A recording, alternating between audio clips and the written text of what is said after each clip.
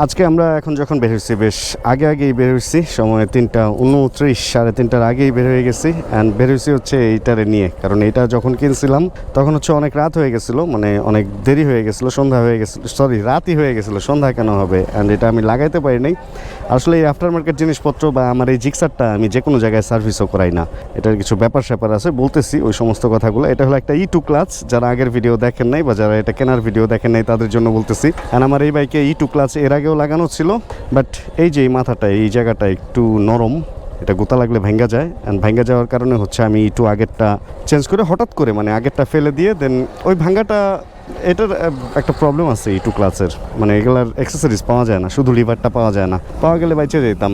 Problem যেটা হয়েছে এর আগেরটা, ওই যে ভেঙে যাওয়ার পরে যেটা লাগাইছিলাম, মানে ওটা নকল পড়ছিল মেবি। অ্যান্ড আমি বলবো থার্ড পার্টি বা আফটার মার্কেট কোনো কিছু যদি কেউ লাগান তাহলে প্লিজ মানে অরিজিনাল দেখে লাগান। অ্যান্ড এটা আমি কিনছিলাম মোটো বাজার থেকে, আরেকবার বলে দিই আগের ভিডিও যারা দেখেন নাই, চল আপনারাও কিনতে পারেন ওইখান থেকে। অ্যান্ড আমি আমার এই বাইকের মোটামুটি আফটার মার্কেট প্রাইস পার্টস যেগুলো আছে, যেমন এই যে এটার কি বলে S1 master cylinder RCB। And এই বাইকের পাওয়ার মডিফিকেশনের জন্য ভেতরে লাগানো আছে, ওটার কি বলে, আরে প্লাগ লাগানো আছে, তারপরে রেসিং কয়েল লাগানো আছে, ওগুলো ওই মোটো বাজার থেকে নিয়েছিলাম। বাবার কাছ থেকে চাইলে আপনারাও নিতে পারেন। এই হলো অবস্থা। যাই হোক, এইটা এক ব্যাপার। আর আরেকটা ব্যাপার হচ্ছে, সেটা হলো কি বলে, এটারে আমি একটু ভুলা যেতেছি। একটু আগে মার সাথে অনেক ব্যাপারে কথা বলে বেরিয়েছি, তো আর রাস্তা দিয়ে বেরোতে যায় দেখি জ্যাম, নতুন রাস্তা দিয়ে বেরোতেছি, সব মিলা আমার কাছে সব কিছু উল্টাপাল্টা লাগতেছে। যেটা বলতেছিলাম যে আমার এই জিক্সারটা আমি সব জায়গায় খুলাই না, অ্যান্ড ঈদের আগে বাইকের একটা সার্ভিস তো দেওয়াই লাগবে, ঈদে সুস্থ সবলভাবে চালাইতে হবে না। অ্যান্ড এইটার ইঞ্জিন অয়েল কত কিলো হয়েছে? 2400 কিলো। যদিও আমি 3000 কিলো চালাই শেল অ্যাডভান্স আলট্রা এটা দিয়ে, বাট এইবার একটু আগে ফেলে দিব, কারণ মাঝখানে ঈদ আছে, অ্যান্ড ঈদের আশপাশে ঘোরাঘুরির ব্যাপার আছে, দেখা যাবে ইঞ্জিন অয়েল চেঞ্জ করার কথা খেয়াল থাকবে না, সময় পাবো না, এই জন্য একটু আগেই ফেলে দেবো এবার, এই প্ল্যান। আর আরেকটা যেটা বলতেছিলাম যে বাইক, আমি তো বিভিন্ন রকম বাইক চালাই, বাট জিক্সার যতবারই সার্ভিস করছি খেয়াল করে দেখবেন যে একটা সার্ভিস সেন্টারে বেশি যাই, কারণ এই বাইকটা আমি সবার কাছ থেকে খুলাইতে অতটা স্বাচ্ছন্দ্য বোধ করি না। অ্যান্ড আফটার মার্কেট প্রাইস লাগানোর ব্যাপারটাও দক্ষ হাতে লাগানো উচিত। এই জন্য আজকে একটু দূরেই যাব, মধুবাগ যাব, মানে মগবাজার হাতির ঝিলের পাশে যে মধুবাগ, ওইখানে যাব। এটা হলো bike multi brand service centre, Sohel ভাই, জুয়েল ভাই, দুজন হাস্যোজ্জ্বল ভাইয়ের ওয়ার্কশপ। অ্যান্ড ওইখানেই যাব, বাইকটার হালকা পাতলা সার্ভিস করানোটাই উদ্দেশ্য। অ্যান্ড E2 ক্লাচ লাগায় ক্লাচটারে নরম করে ফেলবো, কারণ স্টক মানে এই রিসেন্ট আবার R15 চালানো হইতেছে, ওইটার ক্লাচ তো অনেক নরম, ওইটা চালানোর পরে এটা ধরতে গেলে আমার জ্যামের মধ্যে মনে হয় যে হাত ব্যথা হয়ে যেতেছে। অ্যান্ড E2 লাগানো থাকলে এই সমস্যাটা একদমই হয় না, সেটা জিক্সার হোক, FZ হোক, বা যে কোনো বাইকে, বাংলাদেশে যতগুলো বাইক আছে যে কোনো বাইকে আপনি চাইলে E2 ক্লাচ লাগাইতে পারেন, বেশ আরামের হয় ব্যাপারটা। মানে ক্লাচ করাই তখন একটা, ওই যে বলে না, দাগ থেকেই যদি হয় ভালো কিছু, ওরকম ক্লাচ থেকে যদি হয় ভালো কিছু, তাহলে এই ক্লাচ বদলে E2 ক্লাচ লাগানোই ভালো। বাট জ্যামে পড়লাম কেন? আচ্ছা চলেন মেন রোডে যাই। আজকে জিক্সারটা চালাইতেছি বেশ কয়েকদিন পরেই, R15টা চালানোর পরে ওইটার দিকে ঝুঁকছিলাম, এর মধ্যে অনেকগুলা বাইরের অন্যান্য বাইক টাইক চালায় উল্টাপাল্টা লাগতেছিল। জিক্সারটা নিয়ে বের হয়ে মনে হইতেছে যে নিজেকে ফেরত পাইছি বা নিজেকে খুঁজে পাইছি। আজকে রোদের তাপ মোটামুটি ভালোই আছে, কিন্তু তারপরেও ভালো বাতাস আছে, এই জন্য ভালো লাগতেছে। আর ইদানিং আমি হাতের মায়া ছেড়ে দিছি, মানে হাত কালো হওয়ার মায়া ছেড়ে দিছি। আমি স্লিপ পরি না, আমি ফুল হাতা পরি না, কারণ গরমে শরম নষ্ট হয়ে গেছে। এখন মনে হইতেছে যে একটু ঠান্ডা অনুভূত হওয়াটাই হচ্ছে মেইন ব্যাপার, আর মানে কাহিনী নাই। আর ইদানিং অদ্ভুত টাইমে রাস্তায় ট্রাফিকের পরিমাণ বেশি থাকে, দেখা যায় বিকেলের পরে যে টাইমে অফিস ছুটি হয় ওই টাইমে ট্রাফিক থাকে কম। আবার এই যে এখন দেখেন, এখন বাজে 3:37, মোটামুটি 4:30টার আগে কিন্তু জ্যাম শুরু হয় না, বাট এই টাইমে মানে কি পরিমাণ ট্রাফিক। এই হলো অবস্থা, সব উল্টাপাল্টা হয়ে যেতেছে, আবহাওয়া চেঞ্জ হয়ে যেতেছে। শীতের দিনে বৃষ্টি হয়, গরমের দিনে শীত পড়ে থাকে, অ্যান্ড বৃষ্টির দিনে বৃষ্টি হয় না। কি একটা অবস্থা, সব কিছু কীরকম যেন উল্টাপাল্টা। যাই হোক, তারপরেও ঢাকা সিটির রাস্তাঘাট অনেক সুন্দর হয়ে যেতেছে, অনেক বড় হয়ে যেতেছে। সব মিলা আমরা একটা সুন্দর ভবিষ্যৎ আশা করতেছি, আগামী 5 থেকে 7 বছরের সুন্দর ভবিষ্যৎ, সুন্দর একটা ভবিষ্যৎ আমরা আশা রাখতেছি। অ্যান্ড কারিজমা দেখলাম, কারিজমা নর্মালি আমি রাস্তায় খুব একটা দেখি না, লাল তো দেখাই যায় না। ইদানিং একটা গ্রুপ দেখছি সব হলুদ চালায়, অ্যান্ড যাক, লালটারে দেখলে ভালোই লাগে, সুন্দরই লাগে, না রোডে ভালোই লাগে, বড় সড়ো তো, অ্যান্ড বুঝে যেতেছে উনি বেশ আরাম করে চালাইতেছে। যাই হোক, আমরা কারিজমার দিকে না যাই, আমাদের কাজে আমরা থাকি। আমার আজকে কাজ কি, চলেন আপনাদেরকে শিডিউল দেই। আজকে আমার কাজ হচ্ছে, ফার্স্ট এখন যাবো ওই যে bike multi brand service centre, ওই যেন বলছিলাম একটু আগে, মধুবাগ ঝিলপার মসজিদ, হাতির ঝিলপার মসজিদ, ওইখানে অ্যান্ড দেন ওইখানে কতক্ষণ সময় লাগবে কে জানে। আজকে আমার কাজের মধ্যে কাজ হলো বাইকটা আসলে চেক আপে দিব, মানে আমার বাইক মোটামুটি সার্ভিস করা, জাস্ট ইঞ্জিন অয়েলটাই চেঞ্জ করতে হবে, এছাড়া আর তেমন কোনো কাজ নাই। তারপরে একটু চেক আপ টেক আপ করবো যে আসলে সব কিছু নাট বোল্ট টাইট ঢিল আছে কিনা।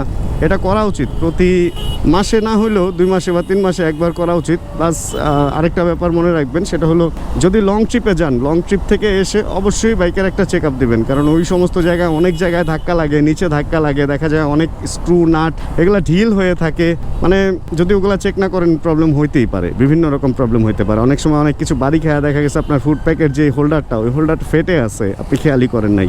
এজন্য ভালো সার্ভিস সেন্টারে অবশ্যই লং ট্রিপ করে এসে দেন বাইকটা একটু চেক করায় নেবেন, মানে বড় ধরনের ট্যুর শেষ করে আর কি। আর এমনিতেও আসলে 2 থেকে 3 মাসে প্লিজ করবেন, এই জিনিসটা করবেন, তাহলে আপনি ওই যে রাস্তায় বাইক ঠেলতে হবে না বা রাস্তায় কোনো ঝামেলায় পড়বেন না।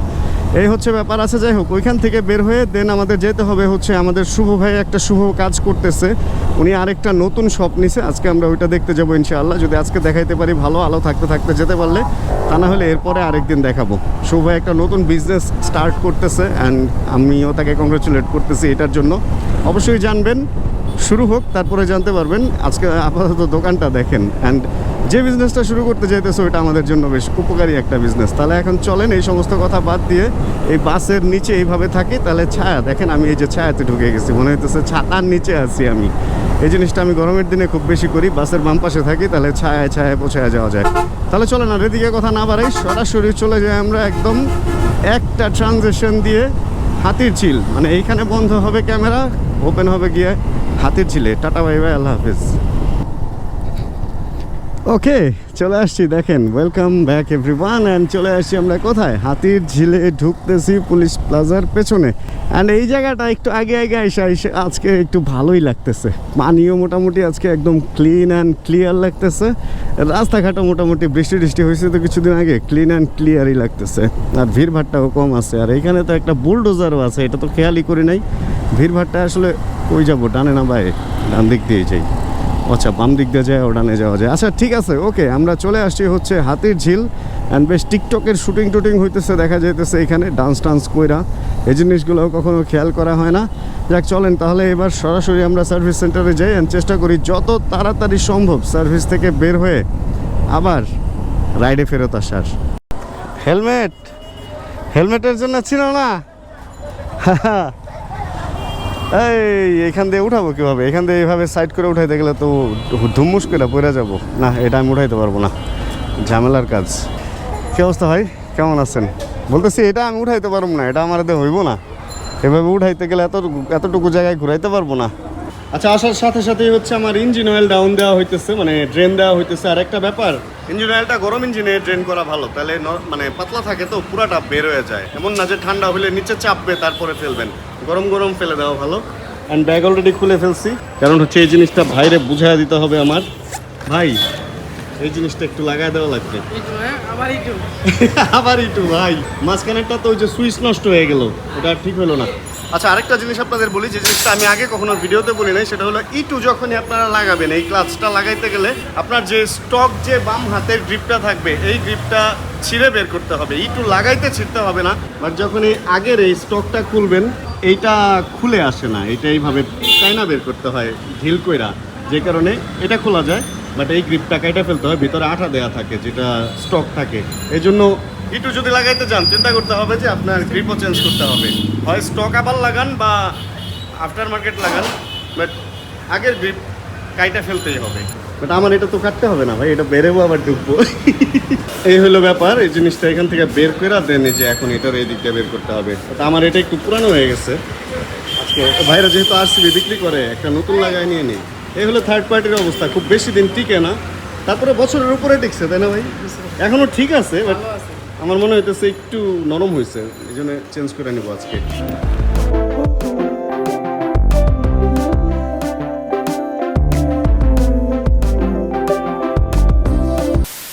খুব অল্প সময়ের মধ্যে আমার বাইকের সার্ভিস হয়ে গেছে, আসলে বড় কোনো সার্ভিস ছিল না। এখন সময় অলরেডি 5:35, যাক রোদের আলো অনেকটাই কমে গেছে। অ্যান্ড আরসিবির এই যে এই ক্লাসটা লাগানো হয়েছে অ্যান্ড আরসিবির গ্রিপ লাগানো হয়েছে, আর ইঞ্জিন অয়েল ড্রেন করে নতুন ইঞ্জিন অয়েল ঢালা হয়েছে, ফিল্টারটাও চেঞ্জ করে নিচ্ছি। অ্যান্ড এখন এদিক থেকে বের হয়ে যাব। আর বের হইতে আরেকটা ব্যাপার শেয়ার করি।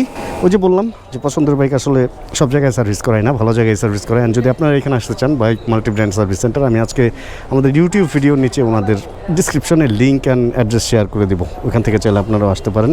চলেন তাহলে এদিক থেকে বেরোই ভাই, তাহলে বেরোই। আল্লাহ হাফেজ ভাই, দেখা হবো নি। চলেন বের হয়ে যাই। ওর রে, রাস্তাতে আবার পড়ে গেছে জ্যাম, কি একটা অবস্থা ভাই। তাহলে টাটা, আল্লাহ হাফেজ, দেখা হবো নি ভাই। অনেকেরই একটা ভুল ধারণা থাকে হলো বাইকের মাস্টার সার্ভিস করলেই হচ্ছে ইঞ্জিন অয়েল ড্রেন করতে হয় বা ইঞ্জিন অয়েলে চেঞ্জ করতে হয়। আসলে যদি ইঞ্জিন অয়েলের মেয়াদ শেষ হয়ে যায়, ডেট শেষ হয়ে যায় বা অত কিলোমিটার চলে যায় যে চেঞ্জ করতে হবে, তাহলে আপনি চেঞ্জ করতে পারেন। কিন্তু এমন না যে মাস্টার সার্ভিস করলে আপনার নতুন ইঞ্জিন অয়েলও যদি থাকে, ধরেন 100-200 চালাইছেন তারপরে ফেলে দিবেন, এরকম না ব্যাপারটা। এই জিনিসটা আমি জানতাম না, মানে ট্যাবেটের অ্যাডজাস্টমেন্ট বা ভ্যালভের ক্লিয়ারেন্স অ্যাডজাস্টমেন্ট করলে মানে ইঞ্জিন অয়েল যে ফেলতে হয় না, এই ব্যাপারটা এই bike multi brand service centre ওনারাই আমাকে প্রথম বলছিল।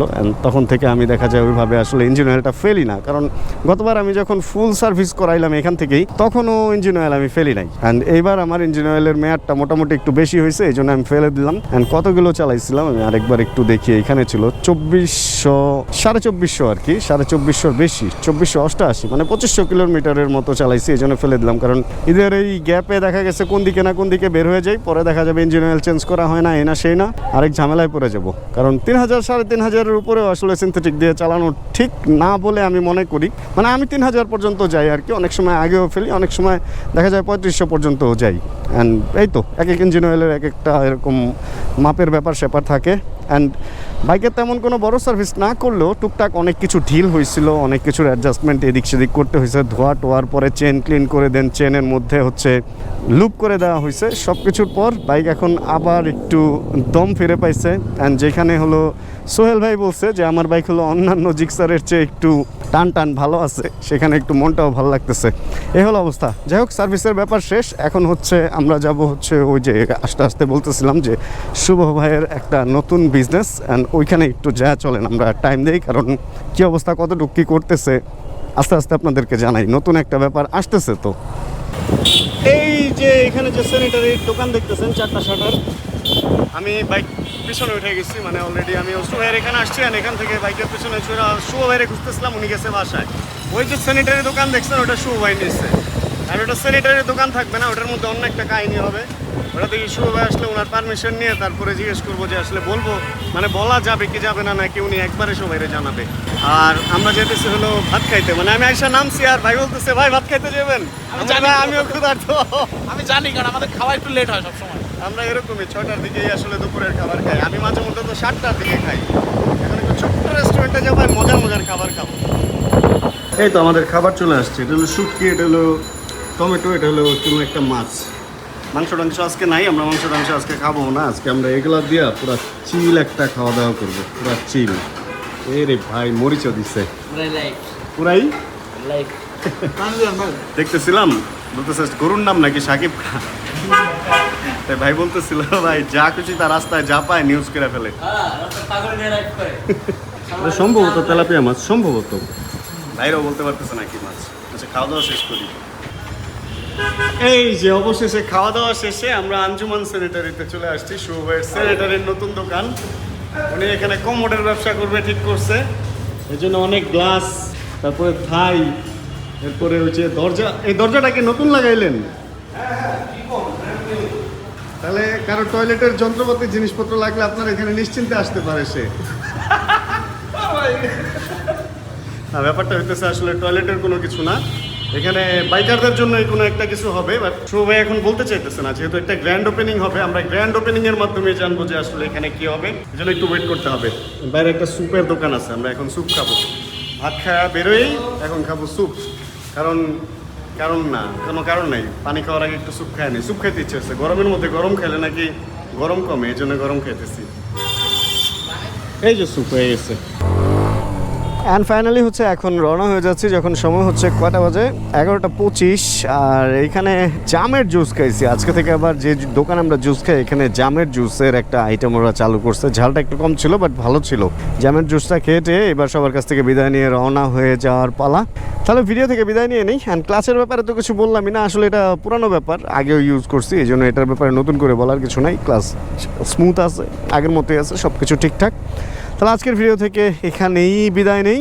আর যদি আজকের ভিডিওতে কোনো কিছু ভালো লাগে প্লিজ একটা লাইক দিয়ে দিন। চ্যানেলে যদি নতুন হন প্লিজ সাবস্ক্রাইব করে আমাদের ফ্যামিলি মেম্বার হয়ে যাবেন প্লিজ প্লিজ প্লিজ। জানাবেন কে কোন জায়গা থেকে ভিডিও দেখছেন। দেখা হচ্ছে তাহলে আবার সামনের ভিডিও। তার যতক্ষণ পরবর্তী ভিডিও নিয়ে আমি না আসতেছি ততক্ষণ ইনশাআল্লাহ আমরা থাকবো ভালো, আমরা থাকবো সুস্থ এবং করতে থাকবো চিল। বাইক টান দিলেই ঠান্ডা লাগে। Chill bro. Check the mic and make sure it sound right, boy.